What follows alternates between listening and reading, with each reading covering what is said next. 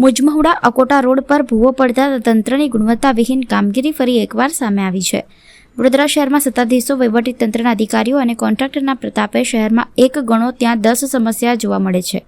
વડોદરા શહેરના દરેક રસ્તા ઉપર કોઈ આયોજન વગરની થતી કામગીરીમાં કોઈવાર રસ્તામાં પાણીની લાઈન નખાય છે કે ગટરની લાઈન નખાય છે કે પાછી કોઈ એજન્સી આવીને ગેસની લાઈન નાખે કે કેબલ નાખતા હોય છે। પરિણામે સતત બનેલા રસ્તા ઉપર ખોદકામ થતું જ હોય છે। દીર્ઘદર્શીના અભાવના કારણે અથવા તો જાણી જોઈને કોન્ટ્રાક્ટરોને ફાયદો કરાવવાની નીતિના કારણે સતત કામગીરી થતી હોય છે અને પ્રજાને હેરાનગતિ ભોગવી પડે છે। મુજમહુડાથી અકોટા માર્ગ ઉપર વારંવાર પડતા ભૂવાનું કારણ તથા આ ભૂવા પુરાણમાં ટેકનિકલ રીતે કામગીરી કર્યા વગર પુરાયો હોવાના કોંગ્રેસ કાર્યકર્તા અમર વાઘે આક્ષેપો કર્યા હતા। વારંવાર પડતા ભૂવા સંદર્ભે જણાવ્યું હતું કે ગટર લાઇનની કામગીરી ચાલુ છે, એમાં યોગ્ય કામગીરી થતી નથી।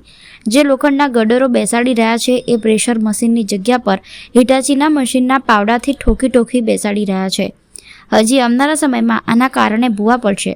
અમર વાઘનું કહેવું હતું, સંબંધિત તંત્ર આ મામલે ગંભીર બને અને ગુણવત્તાયુક્ત કામગીરી કરે તેવી લોકમાંગ છે। મુજમહુડાથી અકોટા જતો રોડ છે, એમાં એક નવો ભૂવો પડ્યો અને આ લોકોએ કામગીરી વહેલી તકે સારી વાત છે, વહેલી તકે કામગીરી કરી, પણ એના ફોટો અને વિડીયો અમારી પાસે છે।